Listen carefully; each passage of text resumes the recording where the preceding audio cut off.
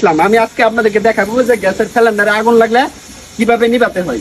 গ্যাসের সিলিন্ডারে যদি আগুন লাগে তাহলে যদি আপনি পানিতে দেন, এই যে দেন, পানি দিলেও কিন্তু পানিতে আগুন ধরবো। ঠিক আছে, এই যে দেখেন, পানি দিলে কিন্তু পানিতে আগুন ধরবো। পানি দিয়ে কখনো গ্যাসের আগুন নিভাতে পারবেন না। তাই দৌড়াদৌড়ি ছুটাছুটি না করে এই যে পাইপটা আছে না, এই পাইপটারে যে এইভাবে ধরবেন, ধরে যেভাবে দিবেন আগুন নিভে যাবে। একদম সহজ বুদ্ধি।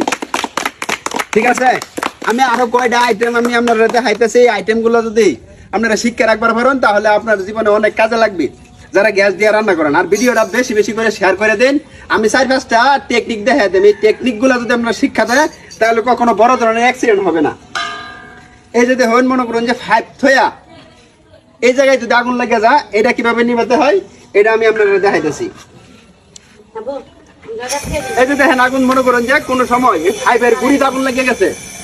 আগুন লাগার পরে দৌড়াদৌড়ি ছুটাছুটি না করে এরকম একটা পাইপ লো যাই, বালতি লো যাই, বালতি লো এইভাবে ধরবেন, এইভাবে ধরবেন, আগুন নিভে যাবো। ঠিক আছে, নিভে দেওয়ার পরে এটা রাঙ্গাইবেন, ধরে ধরবে, ধরে বানা দাখিলে দেবেন, আগুন নিবানি শেষ।